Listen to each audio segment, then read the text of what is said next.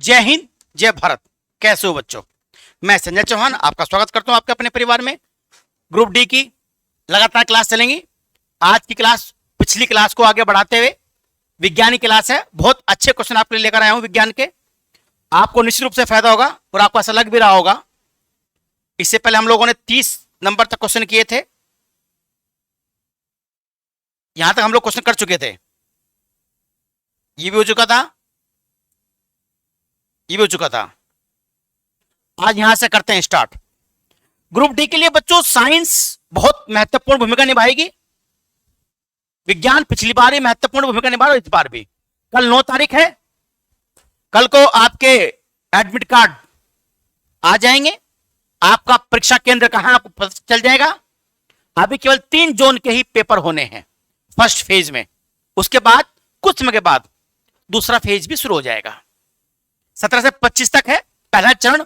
उसके बाद चरण सेकंड स्टार्ट होगा। तो लगे रहिए दमखम के साथ। इस बार का ग्रुप डी करो या मरो की स्थिति में है बच्चों। इस बार है तो है, नहीं तो फिर कभी नहीं है, ये ध्यान रखिएगा आप। और बहुत अच्छी वैकेंसी है। आपको प्रयास करना पड़ेगा, लेकिन जी जान से पूरी तरीके से और प्रयास करते रहिए। डिस्कवरी के साथ जुड़े रहिए, निश्चित रूप से आपको सफलता मिलेगी। चलिए करते हैं स्टार्ट। निम्नलिखित में से सील मछली होती है, आपको पता है सील मछली होती है, किस जाति का है? क्या सील मछली है, क्या पक्षी है, या सिरसर्प है, या स्तनपायी है? मैंने आपको परसों भी बताया, उससे पहले क्लास में बताया था मैंने आपको। बहुत सारी ऐसी जलीय जीव हैं जो वास्तव में मछली नहीं है। तो ऐसे ऐसे वेल है, हम बोलते हैं ना वेल मछली, तो वास्तव में मछली वर्ग में नहीं आती है, वो स्तनधारी में आती है। जो जंतु अपने बच्चों को जन्म देते हैं, यानी अंडा पैदा करते हैं, बच्चों को जन्म देते हैं, और जिनके स्तन होते हैं, वो स्तन से दूध पिलाते हैं, जिनके दांत 2 बार आते हैं, जिनका डायफ्राम होता है, यानी डायफ्राम श्वसन और वक्ष के केंद्र को अलग करने वाला हिस्सा ना, यहां डायफ्राम होता है, जो हमारे श्वसन तंत्र को और जो हमारा वक्ष है इसको अलग करता है। ये स्तनधारियों की मुख्य पहचान है। नंबर 1, 2 बार दांत आएंगे, द्विवार दंती होते हैं, 2 बार आते हैं दांत। गाय भैंस देख लीजिए आप, उनके भी 2 बार दांत आते हैं। बच्चे को जन्म देते हैं, बच्चों को जन्म देते हैं। दूसरी बात, दूध पिलाते हैं, स्तनपायी होते हैं। चौथी बात, डायफ्राम पाया जाता है, ठीक ना। इस तरह की चीजें हैं। तो जो सील है ये बच्चे, ये आता है स्तनधारी। क्या ये स्तनधारी जो मछली ना, ये मछली अधिकतर अंटार्कटिका महाद्वीप और आर्कटिक महाद्वीप में पाई जाती है।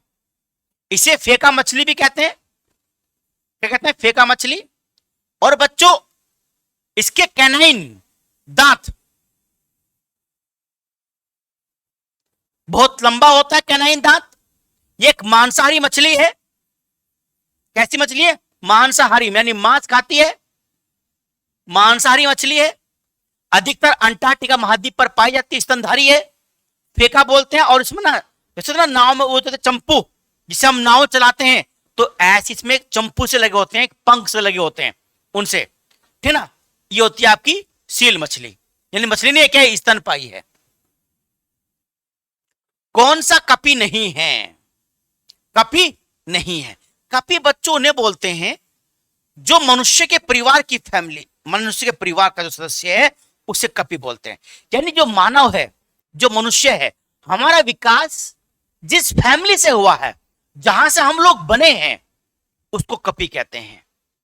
महाकपी और हीन कपी, छोटे कपी और बड़े कपी 2 तरह के होते हैं, ठीक ना। तो ये पूछ रहा है कि कपी कौन सा कपी नहीं है? गिब्बन भी कपी है, लंगूर कपी नहीं होता है।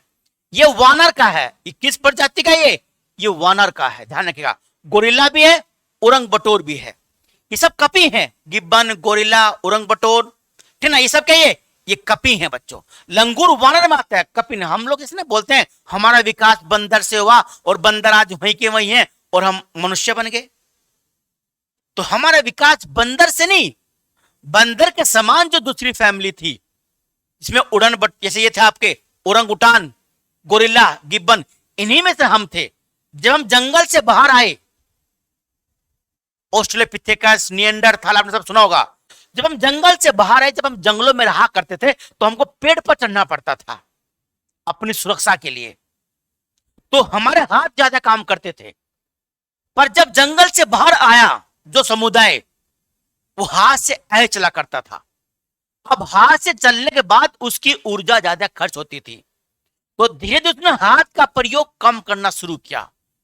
जब हाथ का प्रयोग कम होता, तो थोड़ा सा खड़ा होगा, ऐसे होगा, तो ऐसे होता होता बच्चों ऐसे हो गया, और रीढ़ की हड्डी उसकी बिल्कुल सीधी होगी। तो जैसे रीढ़ की हड्डी सीधी हुई, तो आप जानते हैं हमारे ब्रेन में एक भाग होता है पीछे की तरफ, कौन सा? सेरिबेलम। सेरिबेलम।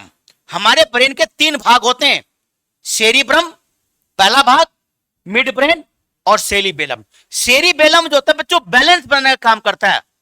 हम जब दो चलते ना, 2 पैरों में चलते हम, तो सेरिबेलम डेवलप होता है। तो जैसे वो प्राणी सीधा खड़ा हुआ, तो सेरिबेलम डेवलप हुआ, और सेरिबेलम ने उसका 2 पैरों पर बैलेंस बनाना शुरू कर दिया। जैसे 2 पैरों पर बैलेंस बना, तो बुद्धि का विकास होना भी स्टार्ट हो गया। ठीक, तो हमारा जो परिवार है बच्चों, वो गिब्बन, गोरिल्ला और ओरंग बटोर के, ना कि लंगूर के हैं हम लोग। नीलगाय निम्नलिखित कुल में से किस में आती है? नीलगाय गाय की श्रेणी में आती है, नीलगाय हिरण की श्रेणी में आती है, मृग की श्रेणी में आते हैं। नीलगाय की विशेषता एक तो ये होती है, जो के सींग होते हैं, हिरण की तरह नहीं, मर्ग की तरह इनके सींग एक ही बार आते हैं। आप होगे सर क्या बता रहा, भैंस के सींग भी तो एक ही बार आते हैं, गाय के भी एक ही बार आते हैं, लेकिन उनके सींग के ऊपर ना गाय बैल जो होता है कवर होता है। अगर वो कई बार वो खोखला ऊपर से उतर जाता है, तो अंदर से नया सींग आ जाता है। पर मर्ग के साथ जो हिरण होता है, उसमें ऐसा नहीं होता, उसके ऊपर खोखला नहीं होता इस तरह का। वो अगर सींग कहीं से टूट गया, घिस गया, वो हो गया, तो वो फिर नया सींग नहीं आएगा। जबकि पशु क्या होता है, अगर पशु का ना ऊपर का वो बक्कल सा होता है, ऊपर जो खोल होता है वो उतर जाता है, तो नया सींग डेवलप हो जाता है। पर हिरण यानी मर्ग में ऐसा नहीं होता है। तो नील गाय जो है बच्चों, वो हिरण प्रजाति की, तो मर्ग प्रजाति की होती है। ऑक्टोपस संधि पद है, शूलचर्मी है, एक हेमिकॉर्ड है, या एक मर्द कवची है। आप जानते होंगे मोलास्का में आता है, किस में आता है? संग मोलास्का में आता है ऑक्टोपस। इसे डेविल फिश भी कहते हैं। क्या कहते हैं? डेविल फिश बोलते हैं इसको। इसको डेविल फिश भी कहते हैं, किसको? ऑक्टोपस को। ये ऊपर से त्वचा से होता है। इसके बच्चों ऑक्टोपस को समझना, इसके 8 भुजाएं होती हैं, और एक भुजा की लंबाई बहुत कई मीटर तक की होती है। एक मांसाहारी मछली है। एक बार जो पंजे में जकड़ ले, समझो जकड़ ले, छोड़ेगा नहीं। ऑक्टोपस जो होता है, डेविल फिश बोलते हैं, डेविल मछली बोलते हैं इसको, ऑक्टोपस। ठीक, अच्छा, ये मृत्यु कवच यानी ऊपर एक कवच होता है। और ध्यान, आपको पता भी होगा ऑक्टोपस का जो रक्त होता है, उसका रक्त का रंग नीला होता है, नीला और हरे रंग का होता है। इसका रक्त ना नीला और हरे रंग का होता है। इसका रक्त जो होता है वो लाल रंग का नहीं होता है, या तो नीला या कैसा होगा, हरा होगा। और आप जानते होंगे जब फुटबॉल का वर्ल्ड कप होता है, तो फुटबॉल के वर्ल्ड कप के समय ऑक्टोपस का प्रयोग किसके लिए करते हैं? ज्योतिष करते हैं, ज्योतिष के लिए। ये बताते कि कौन सी टीम जीतेगी। इसका उपयोग ज्यादातर ना अंधविश्वास के रूप में करते हैं। जब फुटबॉल का वर्ल्ड कप होता है, उसमें एक जार में जहां ऑक्टोपस रखा होता है, उसमें जिस 2 टीमों का मैच होता है वो उसमें डाल देते हैं। जिस कंट्री के फ्लैग को ऑक्टोपस पकड़ लेता है, उसको मानते कि हाँ भाई ये जीतेगा। तो ऐसा माना जाता है ऑक्टोपस, है ना। तो डेविल फिश बोलते हैं इसको। सबसे बड़ा एकशेरुकी, सबसे बड़ा एकशेरुकी स्क्विड होता है। 20 मीटर तक बड़ा हो सकता है ये एकशेरुकी, मतलब जिसमें रीढ़ की हड्डी यानी मेरुरज्जु नहीं होता है। जिनमें रीढ़ की हड्डी मेरुरज्जु नहीं होता, उन्हें बोलते हैं एकशेरुकी। और कशेरुकी जिनमें रीढ़ की हड्डी होती है। सबसे बड़ा कौन सा है? स्क्विड। सबसे बड़ा है ना बच्चों, एकशेरुकी जीव है। मुझे सबसे बड़ा कशेरुकी जीव कौन सा है?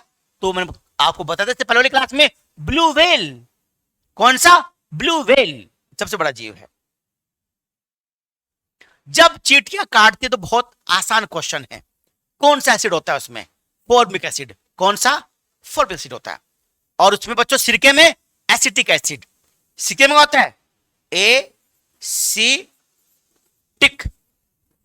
एसिड, एसिटिक एसिड सिरके में होता है। इमली में टार्ट्रिक एसिड, इमली में क्या है, टार्ट्रिक, टार्ट्रिक। फॉर्मिक किस में, चींटी में है, ततैये में है, बोले ततैया उसमें ही होता है, सब में फॉर्मिक होता है।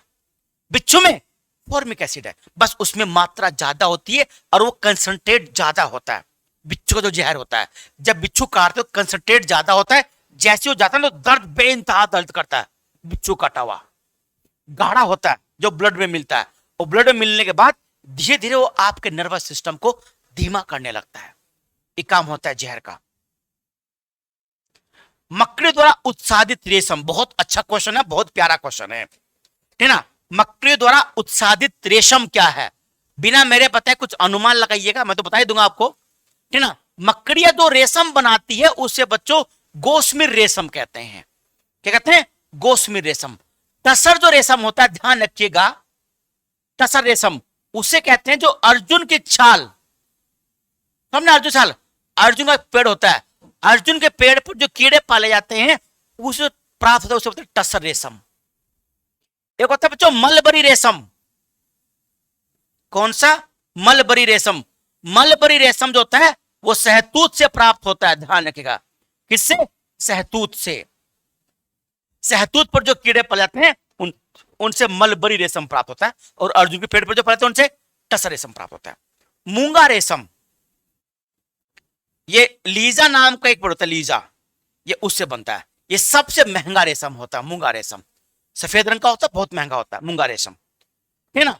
मलबरी रेशम शहतूत से है, और उनसे कौन सा, टसर रेशम। मकड़ी से कौन सा होता है, गौसमी रेशम होता है। मच्छर के बारे में निम्नलिखित कथनों पर विचार कीजिए। देखिए आप, मच्छर के बारे में 5 चीजें रखा। एक मच्छर साला आदमी को हिजड़ा बना देता है, एक मच्छर साला आदमी को हिजड़ा बना देता है। नाना पाटेकर साहब ने कहा था, हमने नहीं कहा। किसने कहा था, नाना पाटेकर साहब। एक मच्छर साला आदमी को हिजड़ा बनाता है, हिजड़ा, पता नहीं अच्छा करता है, हिजड़ा बनाता है एक मच्छर। मच्छर के बारे में देखिए आप, केवल नर और मादा 2 मच्छर होते हैं। केवल नर रक्त चूसते हैं, नहीं, नर तो बेचारे बहुत सीधे साधे होते हैं, नर कहां से रक्त चूस लेंगे, है नहीं। तो नर मच्छर रक्त नहीं चूसते। नर मच्छर तो छोटे होते हैं आकार में, और नर मच्छर ज्यादातर पेड़ पौधों से अपना रस चूसते हैं। नर मच्छर व्यक्ति या मनुष्य के ऊपर या किसी जीव जंतु पर नहीं बैठते हैं। नर मच्छर जो होते हैं वो ज्यादातर फूल पौधों पर बैठते हैं। केवल मादा मच्छर रक्त चूसती है, बिल्कुल चूसती है, मादा रक्त चूसती है। मादा मच्छर तो रक्त चूसती है, बिल्कुल चूसती है मादा मच्छर। मादा पौधों का रस चूसती है, नहीं, नर पौधों का रस चूसते हैं, ये भी सही नहीं है। मादा की अपेक्षा नर के डैन बड़े होते हैं, नहीं, नर की अपेक्षा मादा के डैन बड़े होते हैं। डैन मतलब समझते ना, डैन जो आगे जो है ना, तो 2 रखते हैं वो। डैन मतलब क्या, जो आगे होते हैं वो क्या लेने वाले, सिग्नल लेने वाले, जो एंटीना है इस तरह का, डैन बोल रहे हैं, है ना। तो डैन किसके बड़े होते हैं, जो डंक से होते हैं वो मादा के बड़े होते हैं, है ना। तो 2 और 5 सही हैं, तो डी आंसर है। और आप जानते भी होंगे मादा एनाफ्लीज, मादा एनाफ्लीज से ही मलेरिया होता है।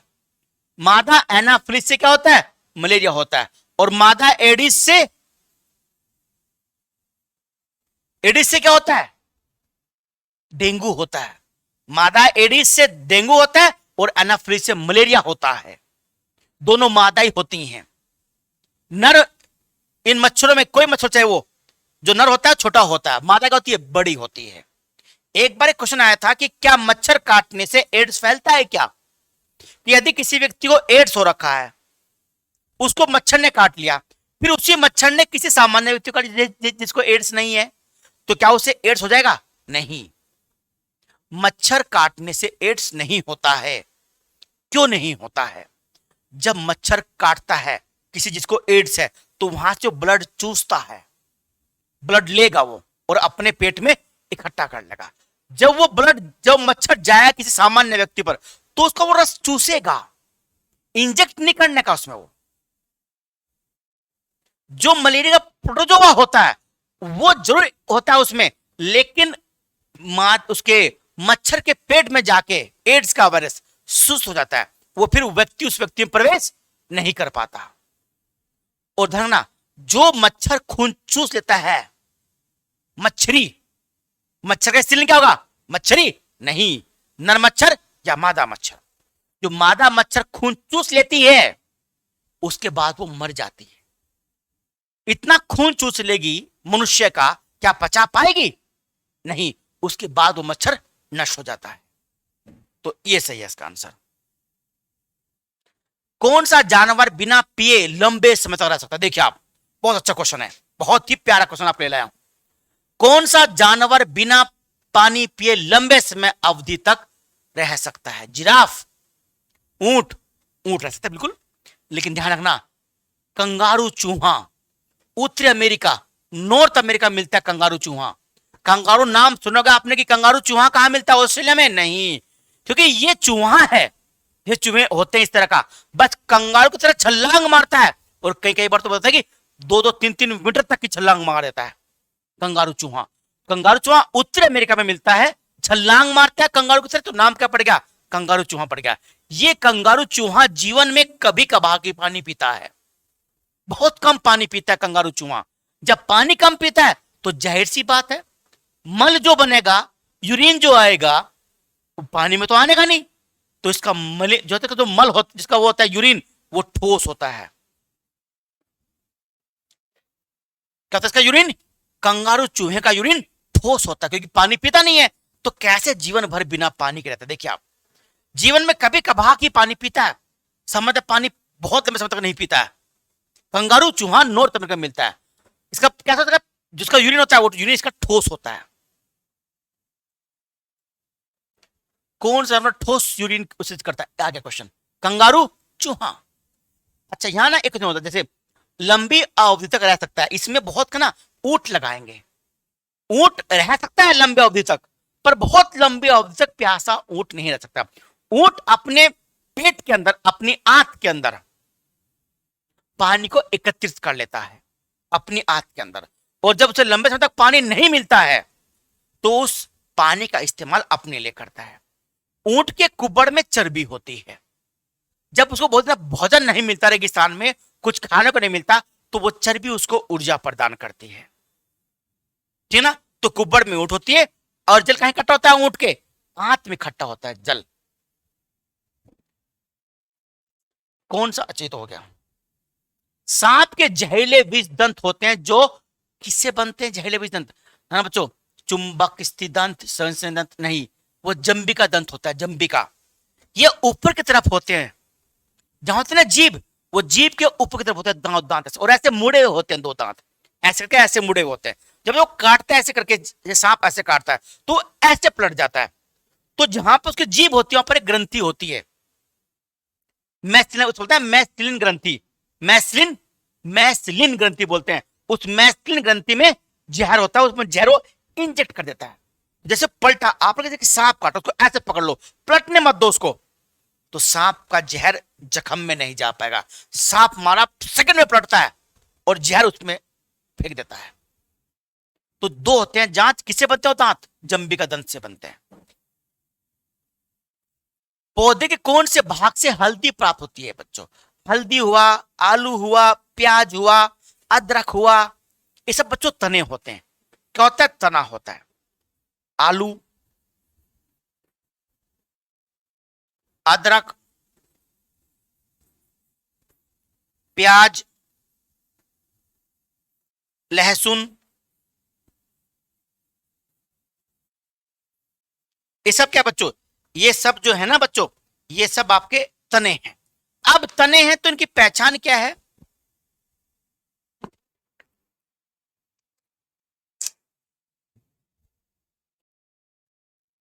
जड़ है तो क्या पहचान है?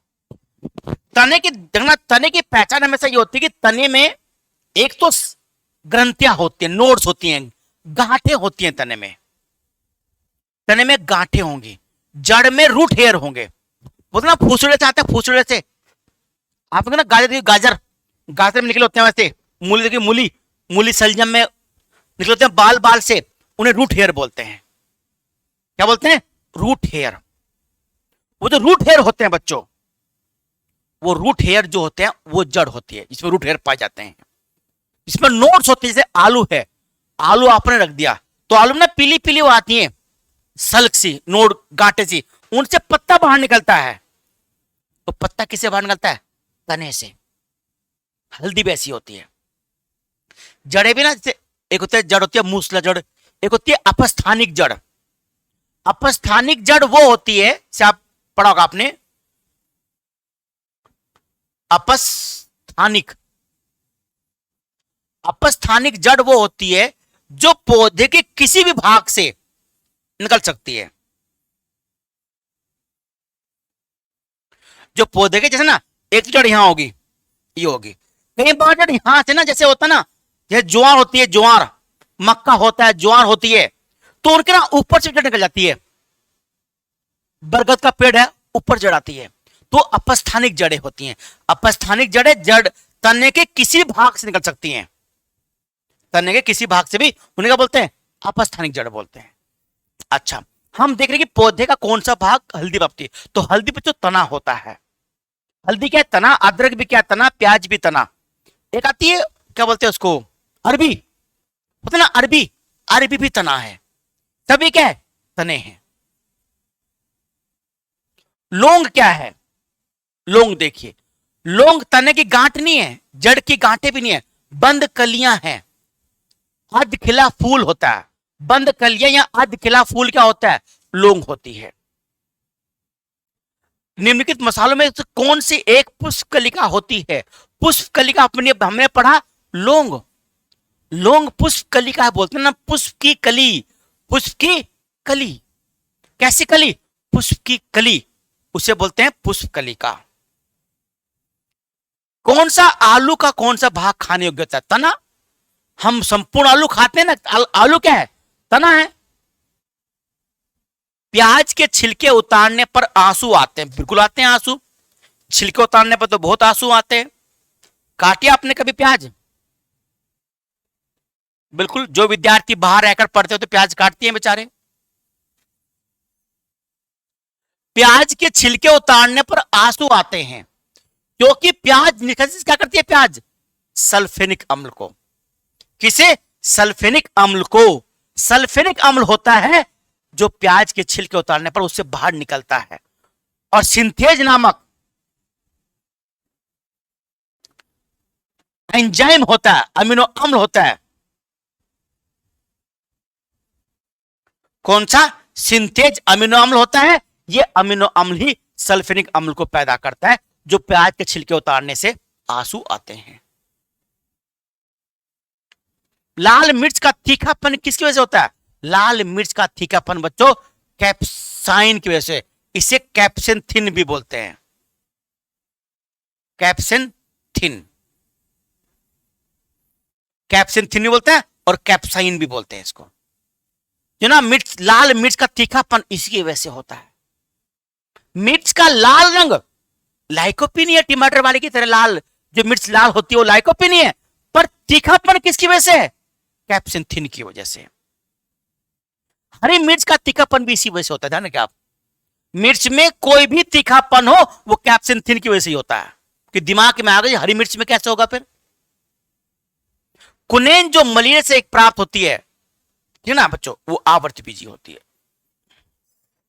क्या होती है? आवर्त बीजी। कुनेन, कुनेन सिनकोना का पेड़ होता है, सिनकोना, सिनकोना की छाल से प्राप्त होती है। सिनकोना की, अच्छा ये आवर्त बीजी नहीं है, ध्यान रखिएगा, ये तो कुनेन की छाल है, ये अनावर्त बीजी है।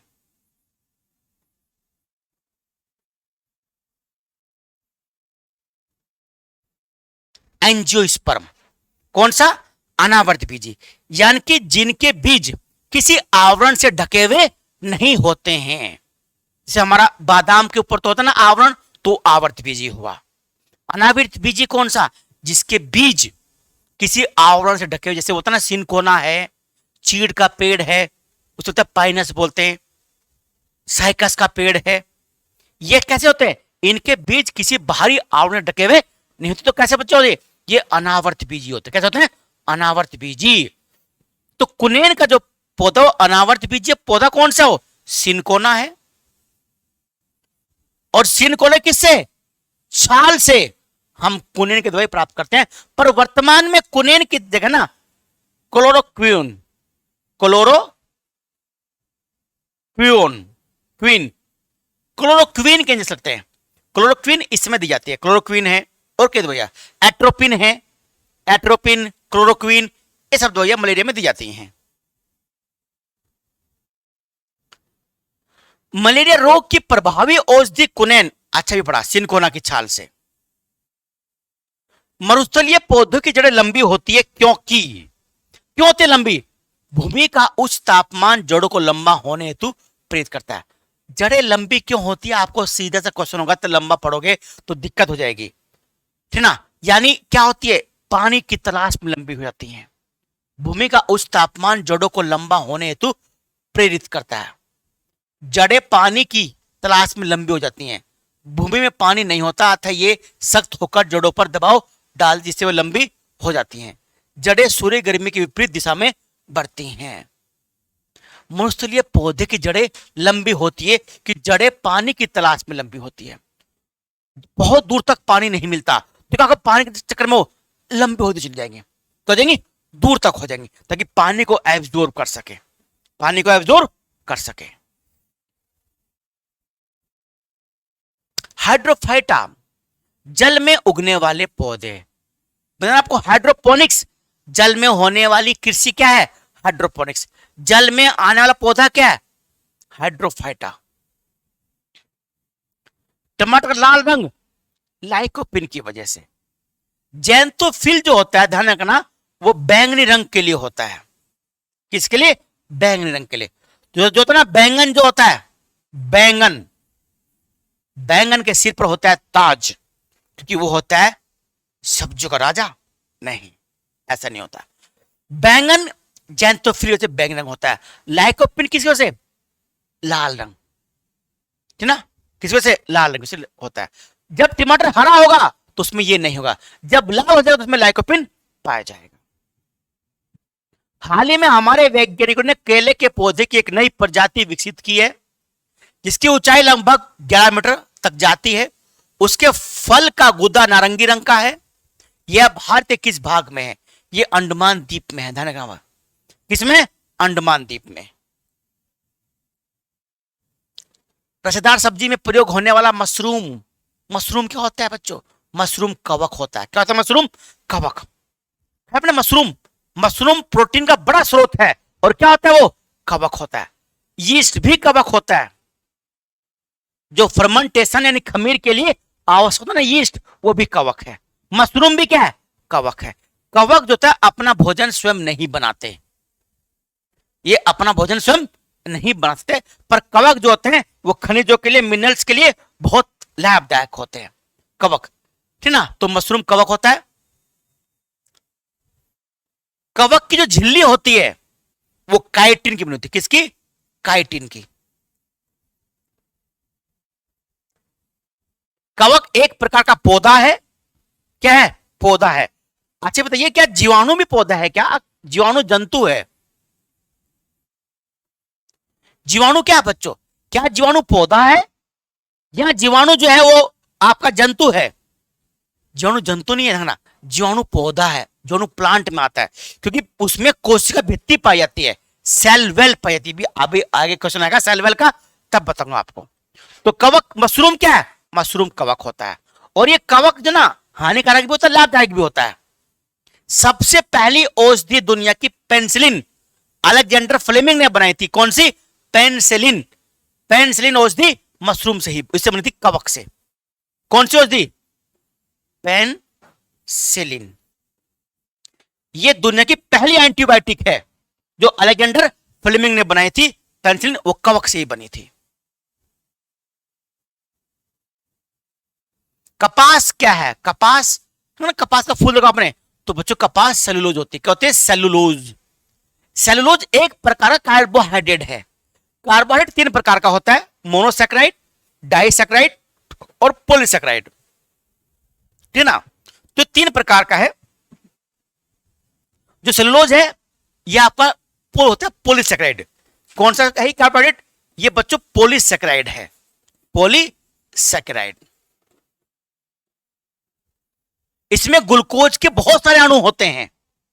जब ग्लूकोज के ज्यादा अणु होते हैं तो पचने में समय लेता है। जितने भी पेड़ पौधे फूल पत्ती हैं उन सब की कोशिका भित्ति सेलुलोज की बनी होती है। इसलिए प्रकृति में सबसे अधिक मात्रा में पाया जाने वाला कार्बोहाइड्रेट जो है वो सेलुलोज है। कौन सा है? सेलुलोज। ये पचता बहुत मुश्किल से है। इसलिए आप देखिए जो शाकाहारी जीव होते हैं उनकी आंत लंबी होती है, उनका आहार नाल लंबा होता है।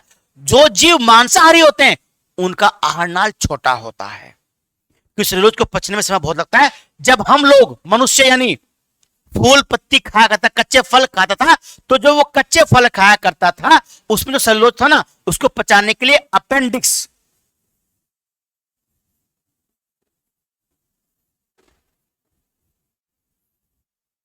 अपेंडिक्स नामक एक अंग होता है हमारे शरीर में।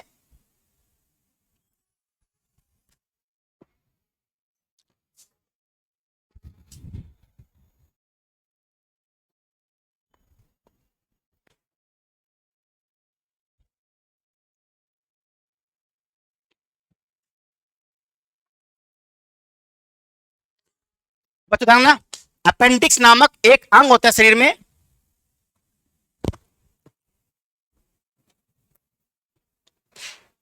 कौन सा अंग? अपेंडिक्स। अपेंडिक्स वो अंग है शरीर का, ध्यान रखिएगा, जो अब अवशेषी अंग है। अब ऐसा कोई काम नहीं है। एक्चुअली सेलुलोज जो था उसको पचाने काम अपेंडिक्स करता था, जो बड़ी आंत के ऊपर होता है। जहां ना छोटी आंत और बड़ी आंत जुड़ती है वहां अपेंडिक्स लगा होता है। जब हम लोग केवल कच्चा फल खाया करते, फूल पत्ते खाया करते थे, कंदमूल फल खाते थे, तो सेलुलोज को पचाने का काम अपेंडिक्स करता था। क्योंकि अब हम भोजन को पकाते हैं, पहले मसाले में भूनते हैं, तो सेलुलोज पहले ही टूट चुका होता है।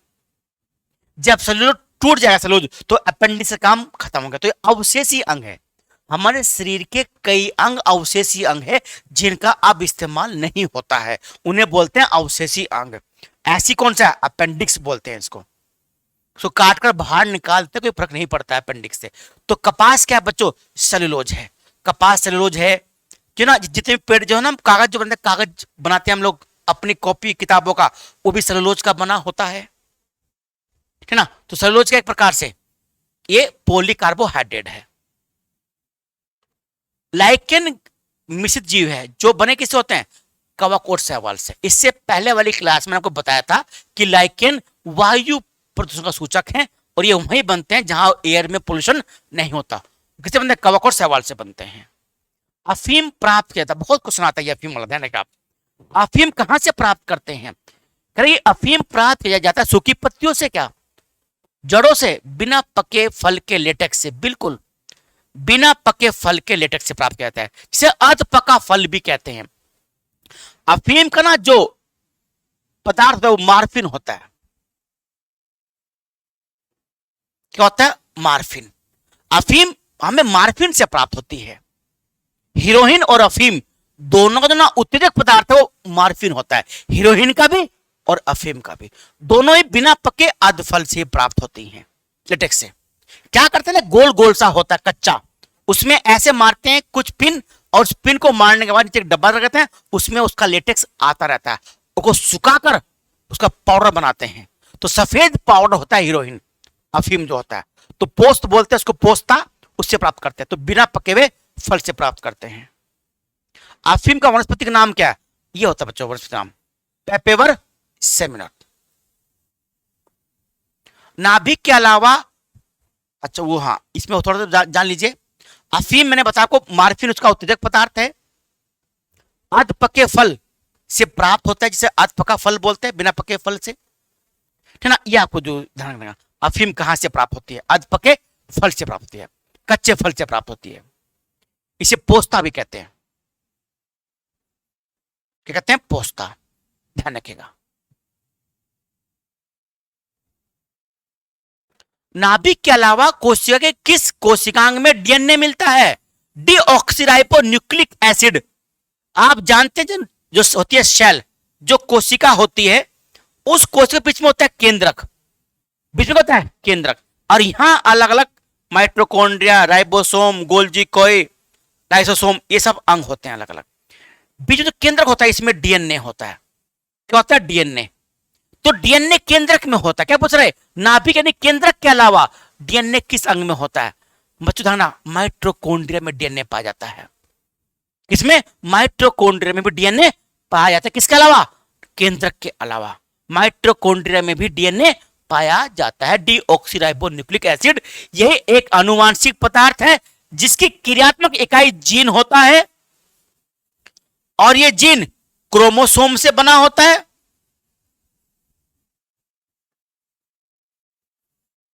और इनको मिलाकर ही डीएनए बोलते हैं। डीएनए डीऑक्सीराइबोन्यूक्लिक एसिड है ना, ये केंद्रक में होता है। ये आनुवांशिक पदार्थ को एक पीढ़ी से दूसरी पीढ़ी में ले जाने का काम करता है। आप जानते हैं डीएनए पैटर्न सबका अलग अलग होता है। पूरी दुनिया में सभी लोगों का 99% डीएनए मैच करता है, 1% डीएनए मैच नहीं करता है, और वही हमारी विविधता, डायवर्सिटी का आधार है। हमारा डीएनए मैच इसलिए करता है हर जगह से कि ये बात स्पष्ट हो चुकी है कि सभी का विकास अफ्रीका महाद्वीप से हुआ है। तो अफ्रीका में जो लोग रह रहे हैं वर्तमान में, उनके भी 2 हाथ पैर, 2 हड्डियां होती हैं, वही मांसपेशियां, वही हार्ट, सब कुछ वही है। वही जो लोग ऑस्ट्रेलिया में, उनके पास भी वैसी चीजें हैं, हमारे पास जो है, जो अमेरिका में, वो भी वैसे ही हैं। तो मैक्सिमम % डीएनए मिलता है, 1% डीएनए मैच नहीं करता है, वही हमारी विविधता का आधार है। तो जीन क्रोमोसोम माइटोकॉन्ड्रिया में होता है। साधारण मानव में गुणसूत्र कितने होते हैं? साधारण मानव इसलिए कहा है इसने कि कई बार क्या होता है ना, ये गुणसूत्र घट और बढ़ जाते हैं। कई बार जब विभाजन होता है, जिसे हम सूत्री विभाजन बोलते हैं, तो अर्धसूत्री विभाजन में कई बार कुछ गुणसूत्र बढ़ जाते हैं, कुछ गुणसूत्र कम होते हैं। तो जब गुणसूत्र घटते बढ़ते हैं तो उसे बच्चों टर्नर सिंड्रोम बोलते हैं। टर्नर सिंड्रोम, ये बीमारी होती है टर्नर सिंड्रोम की। किसकी? टर्नर सिंड्रोम की बीमारी होती है जब गुणसूत्र घटते और बढ़ जाते हैं। इसमें यही होते हैं कितने? 46 गुणसूत्र, यानी 23 जोड़े गुणसूत्र, जिसमें 22 जोड़े सामान्य होते हैं, और जो 23वां जोड़ा बच्चों, वो होता है लिंग निर्धारण करने वाला। कौन सा? लिंग निर्धारित हार्मोन्स होता है, वो होता है गुणसूत्र। 23वां जोड़ा वो महिलाओं में XX होता है और पुरुषों में XY होता है। ये होता है। तो 36 वो होते हैं 46 गुणसूत्र। जब बढ़ जाते हैं 47 हो गए मान लिया, तो अगर ये वाला गुणसूत्र प्रभावित होता है 23वां, कौन सा? अगर 23वां प्रभावित होता है तो बच्चों वो समस्या लिंग को लेकर होगी। अगर इन 22 में से कोई एक प्रभावित होता है तो समस्या लिंग को लेकर नहीं होगी, किसी अन्य गुण को लेकर होगी। अगर 22वीं जोड़ी प्रभावित होती है तो समस्या किसी अन्य गुण को लेकर, जैसे मोटा होना, पतला होना, गंजा होना, सिर बड़ा होना, इस तरह का कुछ समस्या आ गई। अगर 23वीं जोड़ी प्रभावित होती है तो फिर लिंग में दिक्कत होती है, किन्नर होना, है ना, अगर लिंग प्रभावित होता है। ये जीवों में अत्यधिक विविधता किस कारण है? उत्परिवर्तन कारण होती है। किस कारण? उत्परिवर्तन बोलते हैं म्यूटेशन। क्या बोलते हैं? म्यूटेशन, उत्परिवर्तन। ना उत्परिवर्तन के द्वारा ही, यानी म्यूटेशन के द्वारा ही हम लोग हाइब्रिड बीज तैयार करते हैं। जैसे ना हाइब्रिड बीज से टमाटर के बीज है, मिर्च के हैं, लौकी के हैं, और जो अन्य बीज हैं, एक किसी मशीन के अंदर एक्स किरणों के द्वारा उन बीजों को एक्स किरणों के माध्यम से गुजारा जाता है। एक्स किरणों के बीच में से गुजारते हैं उनको, तो एक्स किरणों का प्रयोग करते हैं बीजों में म्यूटेशन के लिए। मतलब होता है उत्परिवर्तन, यानी किसी पीढ़ी में अचानक से बड़ा बदलाव आ जाना, उसे बोलते हैं उत्परिवर्तन। किसी पीढ़ी में अचानक से कुछ बड़ा परिवर्तन आ जाना, उसे बोलते हैं उत्परिवर्तन। पादप कोशिका जंतु कोशिका से किस प्रकार भिन्न है? अभी मैंने आपको बताया था कोशिका भित्ति को लेकर। किसको? कोशिका भित्ति। जैसे मैं आपको एक सेल बनाता हूं, एक सेल ये है, एक सेल ये है, दोनों के बीच में केंद्रक होता है, ये मान लिया मैंने कहा जंतु कोशिका है और ये पादप कोशिका है। कौन सी? पादप कोशिका। ये पेड़ पौधे कोशिका है। पेड़ पौधों की कोशिका की जो बाहरी ये झिल्ली होती है बच्चों, इसके ऊपर एक झिल्ली और होती है। तो जो अंदर जो पदार्थ भरा हुआ है हम कोशिका द्रव्य बोलते हैं, इसे केंद्रक बोलते हैं। और केंद्रक और कोशिका द्रव्य को मिलाकर बोलते हैं जीव द्रव्य। क्या बोलते हैं? जीव द्रव्य बोलते हैं। किसे मिला के? कोशिका द्रव्य और केंद्रक को मिलाकर बोलते हैं जीव द्रव्य। प्रोटोप्लाज्म, प्रोटोप्लाज्म यही जीवन का भौतिक आधार है। कौन? जीव द्रव्य। जो जंतु कोशिका है उसके ऊपर बस एक ही झिल्ली यही होती है, एक ही झिल्ली होती है, बस ये झिल्ली। वो अकेले झिल्ली से घिरा होता है, एक ही झिल्ली से। ये झिल्ली बनी होती है प्रोटीन की प्लस लिपिड्स। किसकी बनी होती है? लिपिड्स की बनी होती है।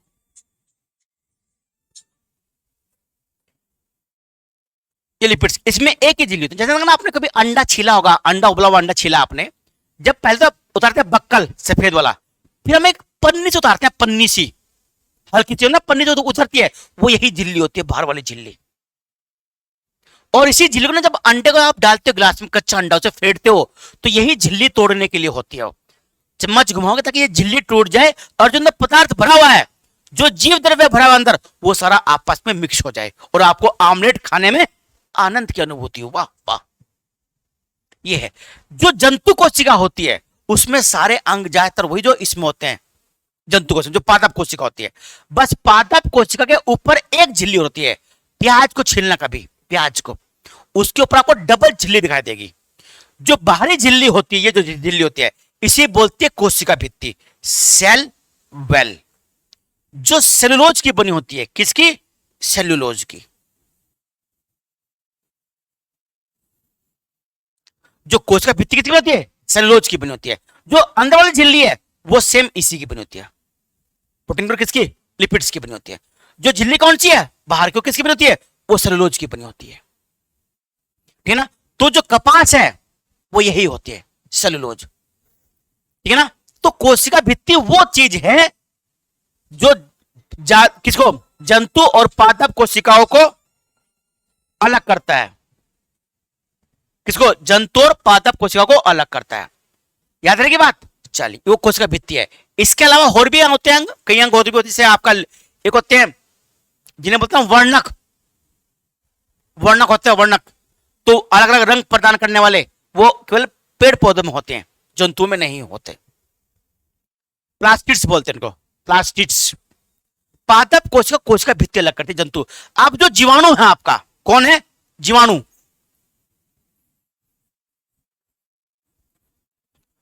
जो जीवाणु है उसमें कोशिका भित्ति पाई जाती है। जब जीवाणु में कोशिका भित्ति पाई जाती है तो किस में आएगा? वो प्लांट में आएगा, ना कि जंतु में। किस में आएगा? वो प्लांट में आएगा। प्लांट में, पेड़ पौधे में आता है।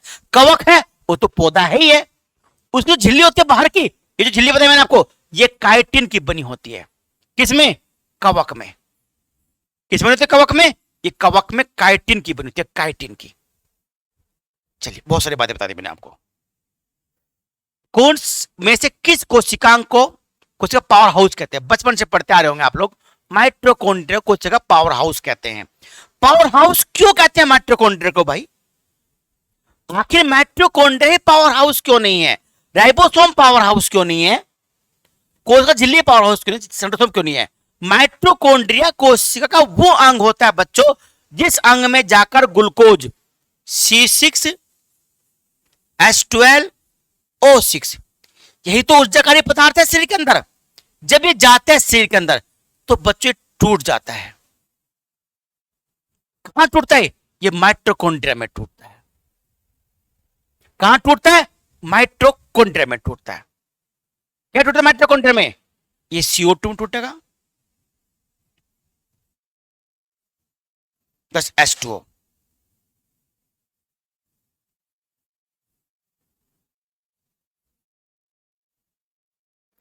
ग्लूकोज के साथ ऑक्सीजन मिलती है माइटोकॉन्ड्रिया में, इसको CO2 और H2O प्लस 38 ATP अणु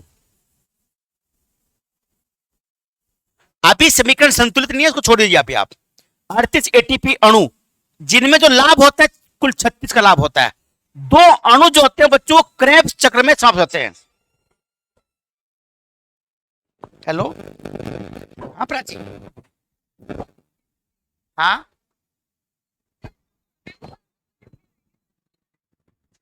एक मिनट देख रहा हूं।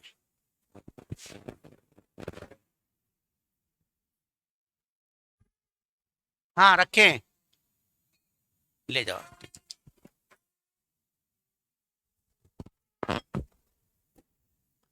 है ना, लाभ कितना होता है? 36 का लाभ होता है।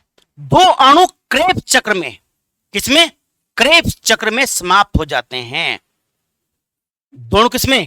क्रेब्स चक्र में समाप्त, तो 36 लाभ मिलता है। और कितनी ऊर्जा मिलती है? लगभग 673 किलो कैलोरी ऊर्जा प्राप्त होती है एक अणु के टूटने से, ग्लूकोज के। ये जो प्रक्रिया संपादित हो रही है ना, ये प्रक्रिया माइटोकॉन्ड्रिया में होती है। माइटोकॉन्ड्रिया में ऑक्सीजन तो जाएगी, जब हम ऑक्सीजन अंदर ले आते हैं, ग्लूकोज तोड़ देगी किसमें? CO2 प्लस क्या? H2O प्लस क्या? 38 एटीपी अणु बने क्रेब्स चक्र में, पढ़ेंगे बाद में। 38 एटीपी में लाभ कितना होता है? 36 का, 2 क्रेब्स चक्र में समाप्त हो जाते हैं। ये ऊर्जा मिलती है ग्लूकोज के एक अणु टूटने से। तो ये प्रक्रिया कहां हो रही है? ये माइटोकॉन्ड्रिया में हो रही है। तो इसलिए बोलते हैं माइटोकॉन्ड्रिया को कोशिका का powerhouse. Mitochondria powerhouse ही नहीं है, माइटोकॉन्ड्रिया बहुत काम करता है। माइटोकॉन्ड्रिया पूरी कोशिका के अंदर नियंत्रण का काम भी करता है, कंट्रोल का काम भी करता है। माइटोकॉन्ड्रिया में DNA भी होता है ना, और पावर हाउस तो है ही।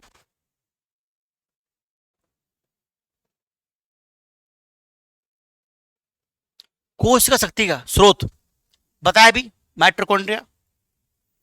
प्लाज्मा झिल्ली किससे भाई पढ़ा था मैंने आपको? प्रोटीन से, और किससे? लिपिड से। ए और बी दोनों, डी आंसर। अच्छा तो रिपीट क्वेश्चन। वर्तमान आनुवांशिकी विज्ञान के जनक कौन है? Gregor John Mendel. ये आनुवांशिकी विज्ञान के जनक हैं, पिता हैं। आनुवांशिक सिद्धांत किस आधार पर है? लैंगिक जनन पर। किस पर? लैंगिक जनन पर, अलैंगिक जनन पर। हाँ, जीव में आनुवांशिक लक्षण संतान में ले जाते कहां से? क्रोमोसोम से। अभी हमने पढ़ा था। हमारे शरीर में आनुवांशिक इकाई, इकाई पूछ रहा है, इकाई। यहां पे दिक्कत होगी कि क्या लगाए हमारे शरीर में। आनुवांशिकता की इकाई क्या है? जीन होता है इकाई।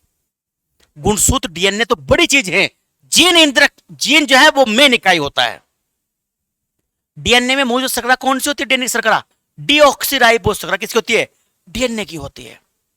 और केवल राइबोज डी नहीं, केवल oxyribose RNA, ribo nucleic acid. खोज किसने करी थी? जेम्स वॉटसन और फ्रांसिस क्रिक ने खोज करी थी। किसकी? DNA की खोज तो वैसे तो करी थी मेस्चर ने। अगर आपसे पूछे DNA की खोज करता कौन है, तो ध्यान रखना बच्चों, वो मेस्चर है। इसमें तो ये माना जाएगा क्योंकि इसमें मेस्चर देना का खोज करता मेस्चर है, मेस्चर। जबकि DNA जो पैटर्न है, तो ये जो संरचना DNA की, वो वॉटसन और क्रिक ने दी थी। राइबोजाइम होते हैं, राइबोजाइम बतो राइबो के एंजाइम RNA होते हैं, राइबोन्यूक्लिक एसिड। कौन सा एक जैव उर्वरक का स्रोत है? यीस्ट, कवक होता है, कोलेरा, मोल्ड। ये भी एक प्रकार शैवाल होता है, शैवाल, कोलेरा शैवाल। कोलेरा शैवाल को अंतरिक्ष शैवाल बोलते हैं। अंतरिक्ष यात्री इसी शैवाल को अपने साथ लेकर जाते हैं अपनी टंकी में। ये पानी खराब नहीं होने देता है और इसको खाते भी हैं इस शैवाल को, तो इसे अंतरिक्ष शैवाल बोलते हैं, कोलेरा को। अंतरिक्ष यात्री इसी शैवाल को अपने साथ लेकर जाते हैं। इसमें तो आंसर है जैव एजोला। किस फसल में नीलहरी शैवाल, मतलब साइनो बैक्टीरिया बोलते हैं, साइनो बैक्टीरिया किसमें होते हैं? धान में होते हैं। किसमें? धान में। जलीय फंड जिसे जैव उर्वरक के रूप में प्रयुक्त करते हैं वो एजोला ही है। कौन सा? एजोला जलीय फंड होता है। जल के अंदर ना उग जाते हैं, पत्ते पत्ते से होते हैं बहुत बड़े, और ये जैव उर्वरक का काम करते हैं। यानी जैसे ना आप धान लगाते हो, तो धान में ना जब पानी डालते हैं तो उसमें काई जम जाती है, उसमें शैवाल जम जाते हैं। तो उस काय को बोलते हैं साइनोबैक्टीरिया है ये निर्धारित सवाल है। वो इसी तरह का एजोला होता है। तो बच्चों जैव उर्वरक हो गया। तो यहां तक हमने ले लिया आज, बाकी हम लोग कल को लेंगे। इसी तरह के कुछ अजीब से जो क्वेश्चन आते हैं वही हम सब लोग करेंगे, ठीक है। जो पहली बार आए हैं वो सब्सक्राइब जरूर करें और लाइक जरूर करें क्लास को। मुझे विश्वास है पूरा आपको क्लास अच्छी लगी होगी, बढ़िया लगी होगी और आपके लिए उपयुक्त क्लास रहेगी। जय हिंद, जय भारत।